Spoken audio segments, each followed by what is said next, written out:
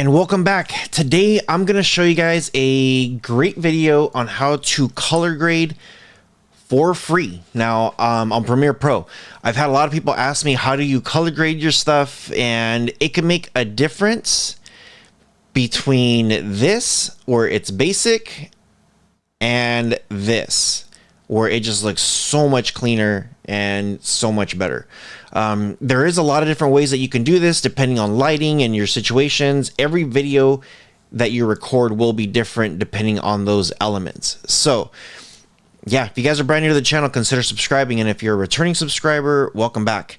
We are going to come here to Premiere Pro. I already have it open. And I have a couple clips here from my Osaka trip. So how do I do it? I'm going to show you guys. We're going to grab this clip and I'm just dropping it from my folder here. And I'm going to put it in the timeline. And yeah, typically what I like to do is I like to just move my little cursors here to make the things bigger. And I am going to delete the audio because we're not worrying about audio. It's just going to be 100% video only. So up here, you should have an effects tab. If you don't have this effects tab right up here, you might have it somewhere else in the screen. So just search your thing. If you don't see it, you want to come up here to Windows and then click on Effects or Shift 7. That's how you're going to want to get it, and then just snap it on here. Super important to have. I'm going to click on Elementary Presets right up here, the second one. And I do like to use cinematic. So cinematic is right there.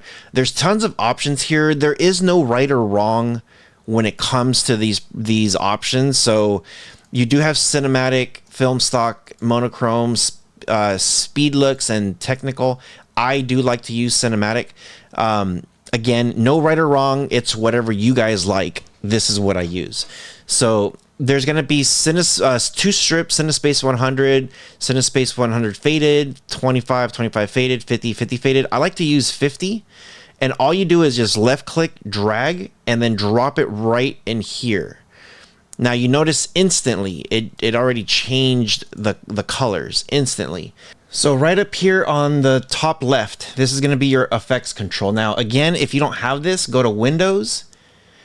Here's effects control. Once it pops up, just snap it in right there and you should be good to go. Okay, so be careful when you're scrolling up or down here. You could use this little cursor here, or the bar, I should say. If you have a little cursor wheel on your mouse, I highly suggest cursing up and down on this side and not on this side. Because if you do, and if you're right up here, you might change the scale of something. So just be careful. Okay, here it is. Elementary color, Cinespace 50. Now, let's go ahead and come here to the effects. If you hit that FX button, it turns it off. You see the little slash on there, and if you click it again, the slash goes away. So you can see a major difference just right there alone, which is great. So I'm going to turn it back on, and this is what I do. Basic correction is right there. Click on the down button, scroll down just a tad, and here is what you want to work with. So I try to find within my timeline a good, like the brightest part of the video, which I think it's going to be right about here. And right up there, I look at the tones of the different reds because of the sun and everything. So I don't want the temperature to be too red. I want it to tone it down a little bit. So if I do come down, you can see I'm moving it. All you have to do is just left click, hold, and you'll see the numbers drop or go up. The higher you go, you see how much the temperature gets cranked up. Just think about it. With the temperature, the higher you go, hot, red. If you go lower, cold, cooler, it's going to go blue. So it starts at 0. I like to typically go about negative 20, 30, somewhere in there. It just gives it more of a natural look, and you see the trees, the green, you see all the different colors. When it comes to tint, again, play with it. If I crank it up, you see how much you see how it just looks off now. And then if I come down, it's almost too green. So typically with tint, I don't mess with it too much. Saturation's already at 100. You could crank it a little bit just to get some of those colors to pop just a little bit more. But as you can see, the less saturation, the less color.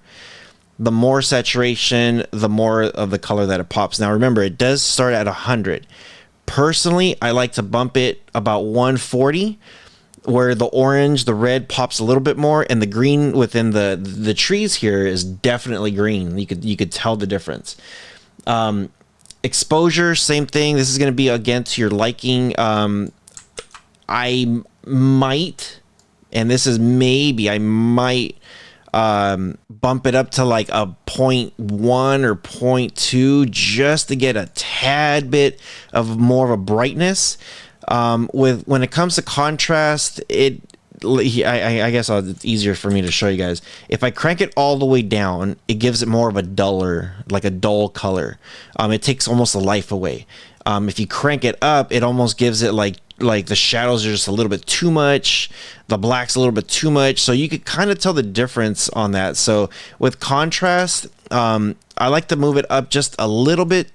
20 to 30 is good. Highlights is exactly what it is. It just gives things a little bit highlight with some of the stuff. When it's at 0, it stays standard to what you've been doing. If you crank it up just a tad, it kind of gives it too much. It's almost like it cranks the exposure a little bit.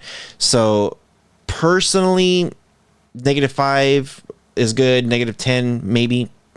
Now you do have a shadows. And again, I like to move this just a tad bit down. 10 is great. Whites, if you want to bump up the whites a little bit, again, this is just over exaggerating. I like to bump this one down a little bit, again, depending on the situation. So totally up to you when it comes to this. Now, when it comes to blacks, I actually like to bump it up because I've kind of been toning everything down a little bit. If I move black down, it's going to make things just a little bit too black. So whatever's dark is just going to add more. So I kind of bump it up just a tad. And that's pretty much it. Now, again, this is the before without any of the edits, just very, very basic and simple. And this is now the finished product after we have played with all the color corrections. So let me know what you guys think. I try to get you guys here all the latest and greatest. This is a free tool. You guys can play with it. Again, there is no right or wrong answer. If you want to make it look black and white, do black and white. If you want to go chrome, go chrome. Go crazy. Do whatever you guys like. Whatever looks good to you, whatever you like. Nobody can tell you wrong. So let me know what you guys think in the comment section below. This is actually pretty good. I like to play with it. Once I get a good set of colors, I just pretty much copy paste it to the rest of the clips. Again, certain clips will be certain color corrections will be better pending on dark or lighting situations outside. So if it's nighttime, you might want to do a little bit different. If it's daytime, again, a little bit different. And same thing when it comes to indoors and outdoors. Just play with it. My easiest way, copy paste it. If it looks good, I keep moving forward, keep copy pasting it until I'm done, or I might adjust some of it. So yeah, hope you guys enjoyed this episode. Try to get you guys here some of the latest and greatest stuff. This is a great tool. So with all that being said, you guys take care of each other. See you guys in the next one.